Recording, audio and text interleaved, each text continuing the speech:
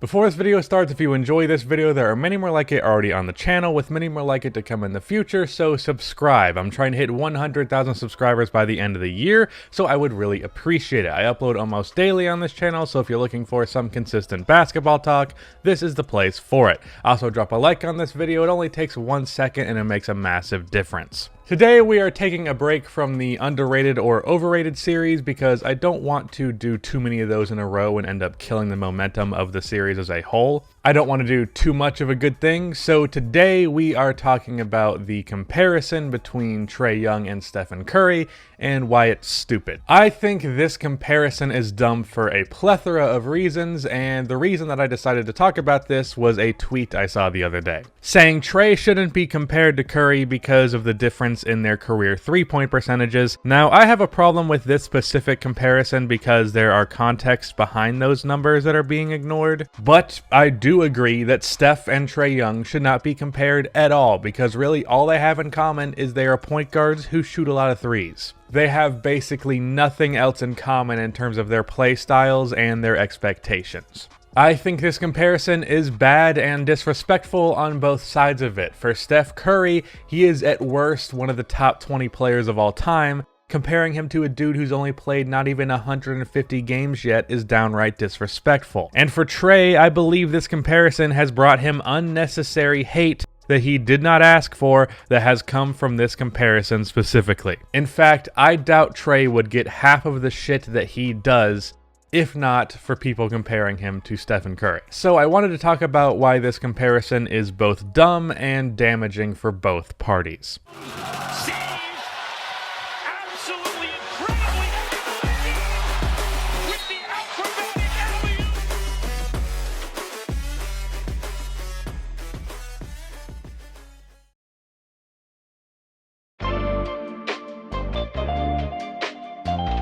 So let's first start with the stupidity of this comparison. Now, you've heard this before, and that's because it's true. The reason that people compare Trae Young to Steph Curry is because they are both light-skinned, unathletic point guards who shoot a lot of three-pointers. That is all they have in common. Those four things are the only things you can draw comparisons with, and that's not a lot, and people run with it. Outside of that, both of these guys play extraordinarily differently. Now, if we go and look back at the tweet that inspired this video, I didn't like this tweet because one, Trae Young's career three-point percentage is clearly not reflective of how good of a shooter he actually is. Context matters. First of all, I believe that this year's Trae Young is more reflective of how good of a shooter he is. He's basically played a bit better than the last 30 or so games of his rookie year. I don't think you should take Trae's career percentage when he was absolutely trash in the first quarter of his career. I don't think it's fair to hold that against Trae. His 36% on 10 attempts per game from this season is more reflective of his shooting ability. If you can shoot above league average on 10 attempts per game, you are a very good shooter. Very few players are good enough at shooting to justify that many three-point attempts per game, and Trae is. And another thing that comes with comparing Trae and Steph shooting that is stupid is it's ignoring the context of the fact that Steph Curry has the benefit of playing in a system that allows him to get a lot of off-the-ball three-pointers. I have stressed the importance and the underrated element of off-ball movement many times on this channel, and I'm going to do it again here. I made a video on Luka Doncic having a huge flaw with his game because he doesn't play off-ball, and that video very easily could have been made about Trae Young as well. Now, in both cases, I don't believe this is really on the player as much as it is on the personnel and the coaching. The Mavs really have pretty much no playmakers outside of Luka, and same goes for the Atlanta Hawks outside of Trae Young. Luka averaged 8.7 assists per game this season, and then after him on the Mavs roster, it's DeLon Wright and Jalen Brunson with a whopping 3.4 and 3.3 assists per game. So it's safe to say that Luka isn't getting many shots that he isn't creating on his own. This year, only 24% of his threes have been assisted, and I think that's why he shot just 32% from three this year. Get that assisted percentage up to 50 or 60%, and I guarantee you see that three-point percentage go up quite a bit. because catch and shoot three-pointers are a lot easier than pull-up and step-back three-pointers. Same thing goes for Trae. Thus far for his career, he has had just 35% of his threes assisted, and this year he had just 30% assisted. Get that assisted percentage up, and I guarantee you he is shooting nearly 40% from three. And the reason this is not fair when comparing Trae to Steph is because Steph has had that assisted percentage quite high throughout his entire career, and especially from his first MVP season onward. From his MVP season to now, 61% of his threes have been assisted, which is double Trae's. Now, do I think Trae is on the same planet as Steph as a shooter? No, but I also don't think anyone is now or ever was. But Trae most definitely is better than just 36% from three. He needs the proper circumstances to really show himself to be the shooter that he really is. Trae needs another perimeter scorer who can take some of the pressure off of him. He needs some teammates who don't have tunnel vision and can find him open for three. He needs a coach who knows how to play him off ball. Granted, that's no hate on Lloyd Pierce because he really hasn't been given the players around Trae to allow him to run that kind of system. Because as of right now, with how poorly constructed this Atlanta Hawks roster is, Trae Young is the only one that can dribble the ball, so if you have the ball in anyone else's hands, it's worse than when Trae has the ball in his hands. So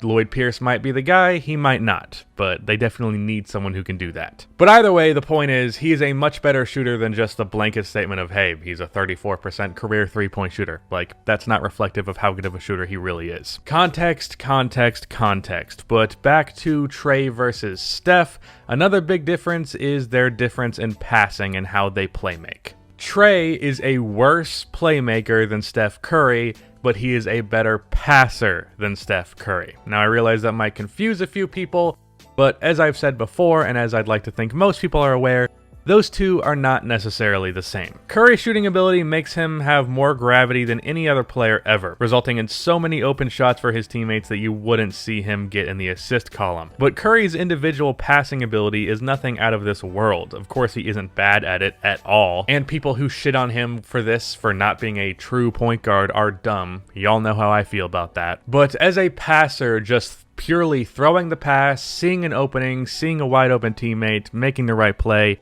Steph gets like a B from me, maybe a B+.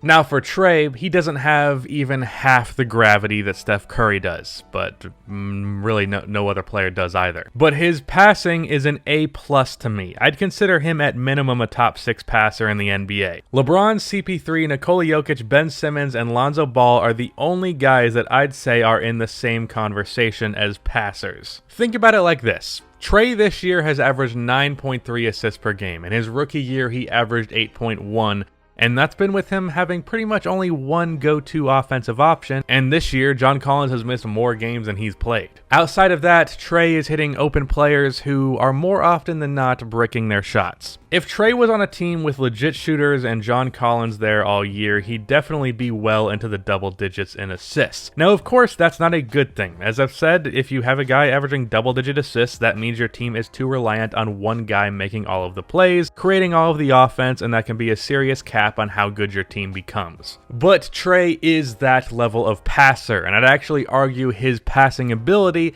is more impressive than his three-point shooting ability. At least it's more elite. Like, Trae probably isn't currently a top 5 shooter in the league, at least right now, but he is a top 5 passer, and there is a lot more shooters in the NBA at that level than passers at Trae's level. I really think that the difference in passing makes him quite a bit different of a player from Curry, but he's also not the finisher or mid-range shooter that Curry is. Now, on to why this comparison can be damaging for these two. Well, for Trae, he has to live up to one of the 20 greatest players to ever play this game and the greatest shooter of all time. That's a lot to ask. Trae Young is an awesome player. He is one of the best scorers in the league while also being one of the best passers in the league. And despite having no real help and no real distractions on his roster, he was able to average 30 points per game on fucking 60% true shooting, which is absurd from a 6'2" point guard. And yet, you don't hear people talk about that. Rather, you hear about people saying he's overrated because he's not Steph Curry or he's not Luka Doncic. Like, what do you want from him? He just isn't MVP Steph Curry level absurd. and that shouldn't be a criticism. And this goes both ways, by the way. For the people who like to say that Trae Young is better than Curry was at his age and his season, well, one, that's not really true because Trae really just has more opportunity than Curry did in year 2. Drop Trae and Curry's sophomore season circumstances and he isn't better than him. Also, Curry had a lot of injury, so that's a factor as well. But two, for those who think that Trae can be better than Steph Curry, I'm not going to say that's impossible because as Kevin Garnett famously said, well, you know the line. But slow your roll. You are putting unnecessary pressure on Trae Young, giving him things to live up to that he shouldn't have to live up to, and because of that, you're also bringing a wave of hate in his direction. What's funny is the same people that do this say that Trae Young is getting way too much hate, but in reality, if you would just shut the hell up, he wouldn't get half the hate that he does. Trae is minding his own business, just getting buckets and posting incredibly cringy inspirational crap on Twitter, but then you say he's better than Steph was at his age, and here comes the wave of shit that he didn't ask for. But for people who hate on Trae because of this, please understand that it's not Trae's fault that dumbass people are saying he's the next Steph Curry. And this line of reasoning really applies to just about any other young player who's been compared to a legendary NBA player, but I find myself especially annoyed about this one with Trae and Steph. Once again, this applies to pretty much all comparisons, but Trae Young is not the next Steph Curry.